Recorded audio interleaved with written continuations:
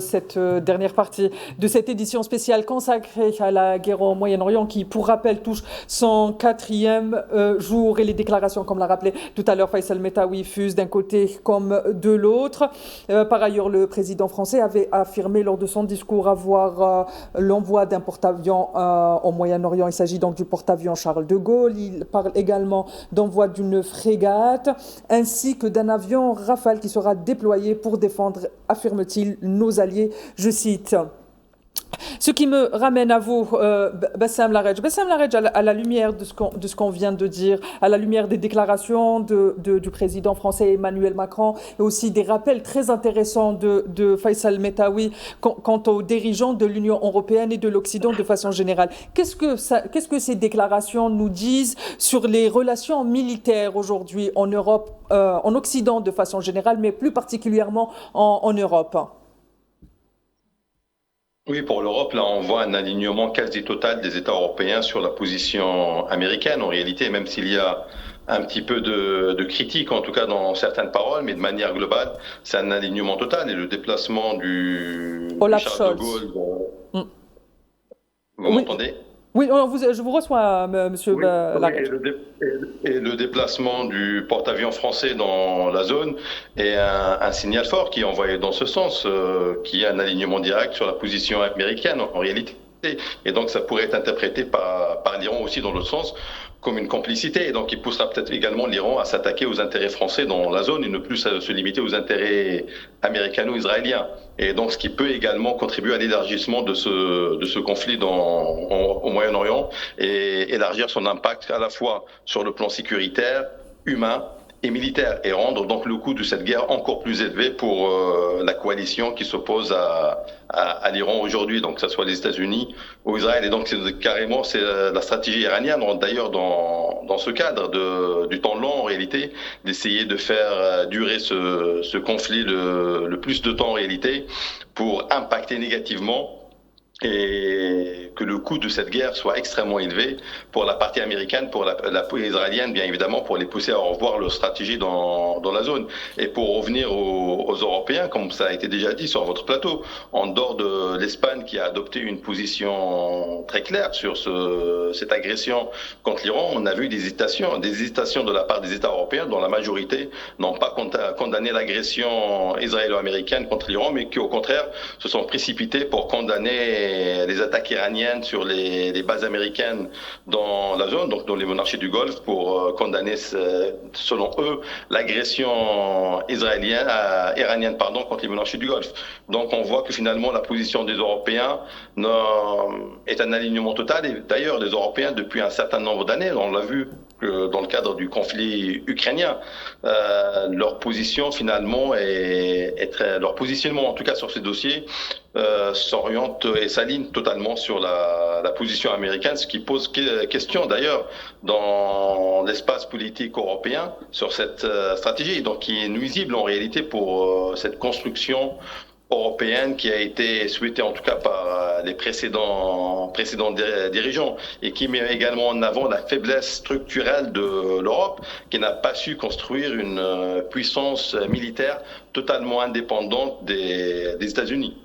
Très bien, Bassem. Je rappelle que les dernières informations parlent ou affirment que les bombardements se poursuivent actuellement sur les territoires palestiniens, occupés par ailleurs également. La base américaine de Erbil a également été visée. Je reste avec vous, Bassem Laredj. Bassem Laredj, vous avez parlé de conséquences finalement négatives et néfastes de cette guerre sur l'ensemble de la région. À votre avis, comment est-ce que les routes commerciales risqueraient d'être impactées ou elles risqueraient de devenir directement des corridors militaires stratégiques finalement? Bassem, je m'adresse à vous. Est-ce que vous me recevez? Oui, je vous entends. Vous m'entendez? Vous m'entendez? Est-ce que vous avez entendu la question ou je vous repose la question? Oui, j'ai bien entendu la question. Effectivement, la question des corridors économiques et maritimes, principalement, sont un enjeu stratégique dans cette guerre. Et on voit avec la décision des Iraniens de fermer le détroit d'Ormuz, c'est l'impact économique en réalité qui est recherché l'impact économique pardon, de cette guerre qui est recherché donc pour faire élever le coût de ce conflit, comme je l'ai dit tout à l'heure, pour pousser les Américains à revoir leur stratégie dans la zone, parce que ça va impacter en réalité le monde entier. On voit déjà avec l'augmentation des prix des hydrocarbures sur les marchés internationaux, et cette augmentation risque de se poursuivre. En réalité, il y a un autre corridor qui est très important, qui n'a pas encore été cité, mais c'est le Bab el-Mandeb, qui est également un passage très stratégique et qui pourrait également être ciblé par un autre allié des Iraniens qui sont les Houthis. Dans ce cas-là, et également la mer Rouge, ça a été même soulevé il y a avant-hier par le président égyptien, donc ce qui peut impacter également le canal de Suez, et tout ça donc contribue finalement à cette crise internationale, que ce soit économique ou politique, et donc qui va contribuer finalement à faire changer à pousser les opinions publiques internationales, en tout cas à s'opposer à ce conflit. Et donc, comme ce qui a été dit déjà tout à l'heure par rapport à la position américaine,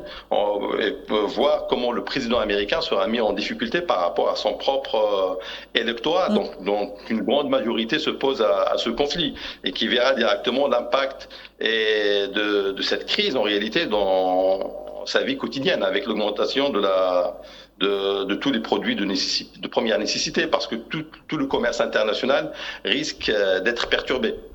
Très bien, Bassem. Je viens vers vous, Monsieur Saïd Bouamama Saïd. Depuis tout à l'heure, on est en train d'expliquer finalement qu'aujourd'hui, il est question d'une guerre où les intérêts sont divergents, où les intérêts des uns ne sont pas les intérêts des autres. Finalement, est-ce qu'on peut considérer aujourd'hui, et d'ailleurs Faisal avait signalé au tout début de son intervention, au début de l'émission, que finalement qu'il est presque contre nature, qu'en pleine négociation, les États-Unis décident d'aller agresser l'Iran, avec qui ils étaient en négociation à Oman. Mais finalement, est-ce qu'on est face à une guerre ouverte ou à une guerre stratégique savamment calculée par des acteurs qui soient étatiques ou supranationaux, surtout quand on sait que finalement les États-Unis essayent de redistribuer les cartes de façon à ce qu'on les arrange. Je fais référence aux pressions américaines en Indo-Pacifique, en outre. Je crois vraiment que pour comprendre cette guerre et pourquoi ce qui peut sembler irrationnel du côté états-unien, il faut prendre la mesure des difficultés aujourd'hui des États-Unis à maintenir leur hégémonie. Sinon, on ne peut pas comprendre ce qui relie le Venezuela à l'Iran, au Groenland. Nous sommes dans une situation dans laquelle les documents même états-uniens, je parle du rapport de Marc Rubio sur le développement de la Chine et sur les avancées technologiques et scientifiques de la Chine. Je parle du document de défense, de la stratégie de défense états-unienne, qui indique très nettement qu'il considère que la Chine est l'ennemi numéro un et qu'on ne peut pas la battre militairement aujourd'hui et que par conséquent, il faut saper les bases économiques du développement chinois. Et c'est à la lumière de ce contexte mondial global qu'il faut analyser ces différentes guerres. Les États-Unis tentent de se repositionner militairement comme étant un intermédiaire incontournable pour tout ce qui concerne le pétrole et le gaz. Et pour cela, ils ont besoin, dans un court terme, de remettre la main, de recontrôler un certain nombre d'axes stratégiques. Et il y a bien entendu le Moyen-Orient, il y a toutes les sources d'énergie, et ça fait partie également des pressions qui ont été menées sur l'Algérie. Bref, on a une stratégie globale pour tenter de reprendre pied militairement. Sauf qu'il y a surestimation de la possibilité de le faire. Ça n'est possible qu'à partir du moment où les États cèdent au chantage. Et c'est pour cela que la guerre en Iran aujourd'hui est une guerre qui peut avoir des effets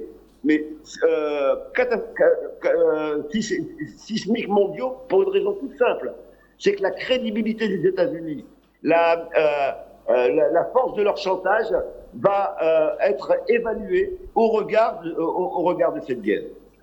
Monsieur Bouamama, qu'est-ce qu'elle nous dit aussi, cette guerre en Iran? On voit que les Américains ont quand même des difficultés sur le terrain. Je rappelle que les informations de dernière minute rapportent des combats en cours au sud Liban, des combats terrestres la résistance libanaise fait face à l'incursion sioniste au sud Liban. Monsieur Bouamama, qu'est-ce que ça nous dit sur la stratégie militaire américaine? Qu'est-ce qu'elle nous dit, cette stratégie américaine, sur la stratégie de guerre américaine, mais aussi sur sa situation militaire, sur son industrie militaire, sur sa capacité militaire? Alors nous sommes aujourd'hui déjà devant, et c'est une conclusion qui n'est pas exagérée, déjà devant un premier échec états-unien, puisque tout était annoncé en termes de guerre courte, avec une possibilité par un déploiement de force énorme de faire céder l'Iran. L'Iran a montré qu'elle s'était préparée à cette guerre, qu'elle avait anticipé cette guerre et que par conséquent elle s'était fortement préparée. En témoigne la stratégie militaire iranienne qui consiste d'une part à généraliser la guerre à l'ensemble de la région en attaquant les bases militaires de différents endroits, mais aussi à accroître le coût de cette guerre pour les États-Unis. Également à un niveau strictement militaire, c'est d'utiliser l'ensemble de ces armes de génération ancienne. Les drones et les missiles iraniens qui ont été utilisés jusqu'à présent sont des missiles d'ancienne génération, qui coûtent peu à l'Iran, alors que les antimissiles qui sont nécessaires coûtent énormément, et qu'il faut 2 à 3 antimissiles pour pouvoir arrêter les missiles d'ancienne génération. On se retrouve donc dans une situation où tout va dépendre du stock de missiles et de drones que les États-Unis vont pouvoir tenir dans la durée. Or, on a des États-Unis qui ont livré de très nombreuses armes à l'Ukraine, qui ont, pendant 2 ans de génocide en Israël, livré d'énormes quantités également, et il n'est pas certain du tout que l'industrie d'armement états-unienne soit capable de tenir dans la durée. Les Iraniens en sont conscients et c'est pour cela qu'ils jouent sur la durée. Et donc, même d'un point de vue strictement militaire, nous avons un Iran qui a une stratégie anticipée, alors que les États-Unis se retrouvent à devoir bricoler, tout simplement parce qu'ils comptaient sur une victoire rapide et sur une guerre de quelques jours. Très bien, Saïd Bouhamad, je rappelle que ce n'est pas la première fois que les États-Unis misent sur une guerre rapide. Je fais référence à l'Afghanistan. Ils se sont retrouvés 20 ans plus tard à retourner sur le terrain et à mener une autre agression. Je viens vers vous, Faisal Metaoui. À la lumière de ce que vient de nous dire finalement Monsieur Saïd Bouhamama, mais aussi les déclarations du président français et les dirigeants dont vous avez parlé, vous avez très bien fait, je le redis. Est-ce qu'on peut s'attendre finalement à un spectre d'un affrontement naval dans le Golfe Persique dans la situation actuelle? Oui, parce que le président Trump dit qu'il va libérer les chemins de l'énergie, voilà. le détroit d'Ormuz.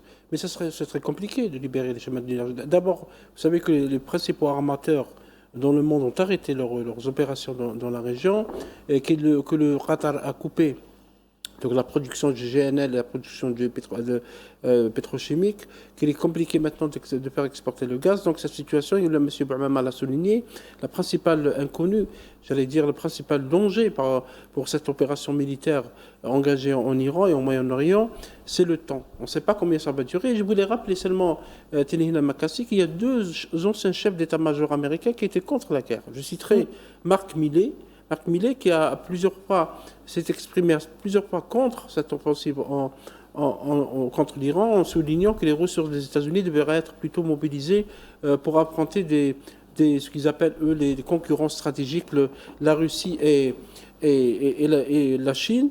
Et pour lui, pour le général Mark Milley, c'est une guerre qui peut être perdue. Pour l'amiral Mark Mullen, qui est quand même un grand militaire américain, pour lui, cette guerre, il le disait avant l'engagement des troupes, cette guerre sera incroyablement difficile à arrêter. Et c'est vrai que tous les experts militaires le disent aujourd'hui. Comment cette guerre va se terminer? Est-ce que c'est un affrontement global? Est-ce que l'Iran, qui s'est bien préparé à cette offensive, l'Iran se prépare depuis plus de 30-40 ans à cette guerre, il savait qu'un jour ou l'autre, quand l'antisésionisme va le bombarder, qu'il sera aidé et soutenu par les États-Unis. Donc on a un inconnu, comment cette guerre va être arrêtée. Est-ce qu'en engageant, parce que là on est en train de faire des appels pour que les alliés occidentaux se mêlent, alors que tout le monde sait que Donald Trump, qui n'a pas consulté son propre Parlement, n'a pas consulté les Européens pour mener cette guerre, comme d'ailleurs vous aurez remarqué que même les négociations ne se font en dehors du territoire européen, c'est à Oman. C'est vrai qu'il y a eu Genève, mais généralement c'est d'autres pays hors Europe qui mènent les négociations, qui ont mené les négociations, et l'administration américaine a livré aussi une guerre commerciale, parce que la guerre commerciale n'est pas uniquement livrée à la Chine, elle est livrée aussi à l'Union européenne. L'Union européenne est également un concurrent, on l'oublie sur le plan économique, des États-Unis à travers donc, les taxes, etc. Il y a un autre pays qui, à mon avis, ciblé, c'est le Pakistan, parce que le Pakistan est un pays qui possède la bombe nucléaire, mais personne ne dit au Pakistan de se débarrasser de sa bombe. Le droit de posséder des bombes, visiblement, n'appartient qu'aux pays occidentaux, les pays nantis, les pays membres du Conseil de sécurité. En parenthèse, vous défendez beaucoup l'Afrique téninane. L'Afrique n'est toujours pas représentée dans ce Conseil de sécurité. D'ailleurs, on se demande où est le Conseil de sécurité. Le Téhéran, le ministère des Affaires étrangères iranien, a saisi le Conseil de sécurité pour réagir. Or, il n'y a pas eu de réunion d'urgence pour essayer d'arrêter ce qui se passe en Iran, et tout le monde sait que, entre parenthèses aussi, l'Iran aussi ne respecte pas le droit international, puisqu'il bombarde aussi d'autres pays, même s'il bombarde des bases américaines situées dans un territoire de pays souverains. Monsieur Larrach a rappelé aussi tout à l'heure que le droit international a été clairement violé. Mais est-ce qu'on a entendu des voix qui habituellement crient au scandale lorsqu'il s'agit de Palestiniens ou des pays arabes, etc., dénoncer cette agression du droit international, ce non-respect du droit international? Tout le monde se tait. Et là, c'est pour ça que je parlais tout à l'heure, Télina, de la crise morale de l'Occident. Elle est maintenant très très claire. Elle a été Raza, malheureusement, malgré le nombre élevé de victimes, il y a toujours des victimes à Raza. On le traite quotidiennement dans nos journaux, dans cette chaîne. Chaque jour, il y a des morts depuis maintenant 3 ou 4 ans. Cette crise à Raza, ce drame humanitaire, ces crimes contre l'humanité ont dévoilé le véritable visage. Je ne parle pas des opinions publiques, je ne parle pas de la rue, parce que on parle des dirigeants. J'en parle des dirigeants, de certains dirigeants, parce qu'il y a quand même une classe politique, comme en Espagne, comme en Norvège, comme en Irlande, des pays qui ont dit d'autres choses que la mainstream, que la bien-pensance unique par rapport au soutien inconditionnel à l'antisémitisme. Donc cette guerre de l'Iran pose aussi une nouvelle fois la question de la moralité de cet Occident qui n'arrive pas à se départir de la pensée néocoloniale et coloniale, et à accepter qu'il y a un autre monde qui est possible. J'ai parlé de ce nouveau monde, de cet équilibre, notamment à travers les BRICS, etc., à travers d'autres groupes qui est en train d'émerger, à travers l'Afrique qui est en train de reconquérir notamment sa souveraineté économique, qui est en train de se débarrasser des réflexes néocoloniaux, etc. Donc face à ce monde, il y a cette partie de l'Occident qui continue à croire qu'elle a la superpuissance et qu'elle peut imposer cette loi à travers la force, à travers l'aviation, à travers l'engagement des troupes. Très bien, Faisal Metaoui, je rappelle, surtout quand vous parlez de ces 2 poids, 2 mesures et de manque de morale de l'Occident, on l'a vu lors du début du conflit en Ukraine, lorsque des médias ou des journalistes affirmaient que les gens en Ukraine avaient des yeux bleus, qu'ils ne pouvaient pas... Oui. C'était assez flagrant. C'est scandaleux. Il y a aussi l'affaire Epstein qui est le summum de la déchéance morale de l'Occident. Je me dis peut-être rapidement, avant de donner la parole à M. Ayachib, peut-être que cette guerre aussi sert à faire oublier l'affaire Epstein, parce que l'affaire Epstein, à mon avis, n'a pas livré tous ses secrets. Peut-être qu'il y a quelque chose qui se cache. On a engagé, parce que la manière avec laquelle les États-Unis sont engagés de cette guerre pose beaucoup de questions. Dans Trump, d'ailleurs. Absolument. Monsieur Yesh, il y a une information de dernière minute. C'est le secrétaire d'État américain qui affirme que les États-Unis sont en train, ou il annonce que les États-Unis sont en train d'intensifier leur campagne militaire en Iran. Quel commentaire faites-vous à la lumière de tout ce qu'on vient de dire, de cette déclaration de Marco Rubio? Vous savez, Tina, moi je suis de ceux qui pensent qu'il faut clairement parler de la guerre d'Israël. C'est Israël qui fait la guerre. Et l'hyperpuissance américaine vient en soutien de ce projet de faire la guerre de l'entité sioniste. Parce que tout simplement, c'est encore une fois l'entité sioniste qui a la manœuvre. Et si on se pose, je reviens vers ce que disait Faisal à l'instant, il y a une classe politique américaine qui n'est pas pour la guerre contre l'Iran, parce que quel intérêt pour les États-Unis? Des chefs militaires même qui disent que ça peut être un bourbier pour l'armée américaine, et ce qui n'est pas fait pour, d'une certaine façon, j'allais dire, glorifier la première puissance militaire du monde. Et puis, malgré cela, Trump et son administration engagent les États-Unis dans cette guerre dont ils ne sortiront pas vainqueurs. Parce que si l'on tient le fait que peut-être pour un objectif affiché ou non affiché, de priver la Chine de son approvisionnement en pétrole à un prix intéressant fourni par l'Iran, cela aurait pu se faire autrement d'ailleurs. Et je crois que de ce côté-là, les Américains ont les experts qu'il faut pour réaliser cette configuration. Mais par contre, si l'on retient que ce sont les Israéliens qui veulent faire la guerre à l'Iran parce qu'ils ont un objectif militaire annoncé et ils ont un projet encore plus lointain, celui du Grand Israël, et de fragmenter la région du Moyen-Orient, bien entendu, à ce moment-là, tout s'éclaircit. Et Trump est à leur service. Il le manœuvre, il le truc. Et Trump et les Européens dont parlait Faisal à l'instant, d'ailleurs, dans les sionistes ne veulent pas beaucoup, parce que, je le répète, ils misent sur l'extrême droite. Ils veulent que l'extrême droite arrive au pouvoir dans tous les pays d'Europe, ou dans le maximum des pays d'Europe. D'où d'ailleurs la réaction de l'Espagne, qui a compris cela. Vox en Espagne s'est aligné sur Israël dans tous les projets militaires qu'il a, en Palestine et en Iran. Faut-il rappeler que le président américain a annoncé des sanctions contre l'Espagne pour cette position, justement. Bien entendu. Et il félicite de l'autre côté Friedrich Merz, le chancelier allemand, qui tient pour tout, parce qu'il lâche du lest pour l'AfD, l'extrême droite allemande qui doit arriver au pouvoir. Et cela se fait en Grande-Bretagne, cela fait en France avec le Rassemblement national. Il y a tout un projet d'avenir, j'allais dire d'avenir sombre malheureusement, mais qui soutient, qui conforte la position d'Israël, parce que ces gens-là qui étaient antisémites à l'origine sont devenus très pro-israéliens, très pro-sionistes. Et donc, par conséquent, aujourd'hui, il est clair que il faudra que, pour les Américains, il faut qu'ils se dépêtrent de cette situation. Je pense qu'ils y arriveront, parce que la pression va se faire très forte sur Trump à l'intérieur des États-Unis d'Amérique. Les Européens, eux, ils se sont piégés eux-mêmes, parce que Faisal aussi le disait à l'instant, ils parlent du droit international quand il s'agit du Groenland, quand il s'agit de l'Ukraine, mais ils n'en parlent pas pour la Palestine, ils n'en parlent pas pour l'Iran, ils n'en parlent pas pour le Sahara occidental, bien sûr. Et donc, d'une certaine façon, c'est encore une fois une posture hypocrite, irresponsable, et qui ne paye pas. De toute façon, j'allais dire, et l'entité sioniste et Trump les traitent avec beaucoup de désintérêt, pour ne pas dire du mépris, parce que tout simplement, ils ne misent pas sur les dirigeants actuels, que vous avez vu que Trump, d'ailleurs, ne considère pas comme étant des dirigeants fréquentables. Et de ce côté-là, je crois que si, et bien sûr, parce qu'on peut se poser la question, de quoi demain sera fait dans cette situation qu'on vit, où le droit international n'est pas respecté, où les pays sont agressés pour un oui, pour un non, et l'ONU complètement bypassée par les instances multilatérales.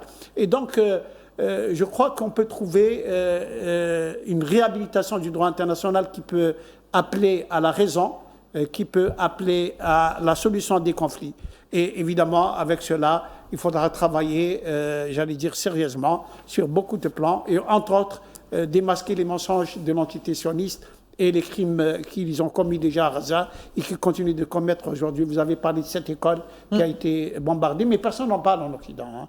Très peu. Et pourtant, il y a une centaine de jeunes filles qui ont été tuées. Alors qu'on a l'habitude de parler du sort des femmes iraniennes, mais quand c'est des petites filles qui se font assassiner en pleine guerre, on n'en parle pas. D'ailleurs, M. Hayeshi, cette manœuvre des lobbyistes de financer l'extrême droite, on la retrouve aussi en Amérique latine.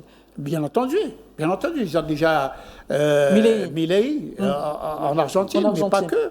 Ils viennent d'avoir encore un président chilien qui a leur cause, et puis ils sont en train de gratter. Bien sûr, ils vont s'élargir. La Bolivie. Bien sûr, ils vont s'élargir parce que tout simplement, d'abord, il y a cette terreur, ce terrorisme qu'exerce l'administration américaine vis-à-vis des pays d'Amérique du Sud. Cuba est dans une situation intenable. Et c'est l'affaire personnelle de Rubio, Cuba. Il y a ce terrorisme exercé par l'administration américaine vis-à-vis de l'Amérique latine. Et évidemment, ça va toujours dans le même sens. C'est encore l'élargissement de l'influence sioniste à travers le monde. Très bien. Ce qui me ramène à vous, Bassem Laradji, je vais rebondir sur ce qu'avait dit M. Ayachi concernant le droit international et la façon dont il est bafoué. Monsieur Laradji, depuis le début de cette guerre au Moyen-Orient, plusieurs grands États, notamment l'Algérie, appellent à la désescalade, appellent au respect du droit international. L'Algérie, qui, rappelons-le, depuis pas moins de 3 décennies au moins, appelle à un renforcement des institutions internationales, à un renforcement par la présence, par une meilleure représentation de l'Afrique au sein du Conseil de sécurité. Finalement, comment peut rebondir aujourd'hui l'ONU face à cette situation? Comment peut rebondir le Conseil de sécurité? Quelle issue pour le droit international face à tant de violations?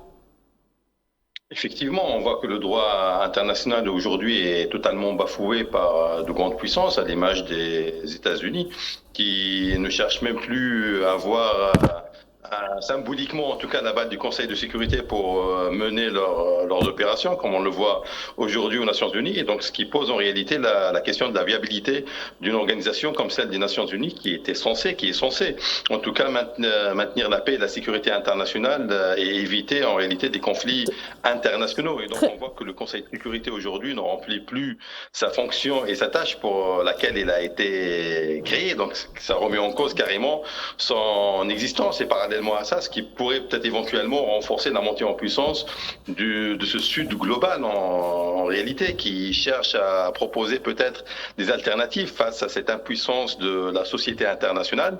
Mais en tout cas, il n'y a pas d'autre solution en réalité que de revenir au droit international, parce que c'est le droit qui permet la coexistence entre l'ensemble des nations, sinon on rentre totalement dans l'anarchie. On voit déjà les prémices de cette anarchie aujourd'hui. Donc c'est un rôle qui revient à l'ensemble des États, et notamment ceux du Sud.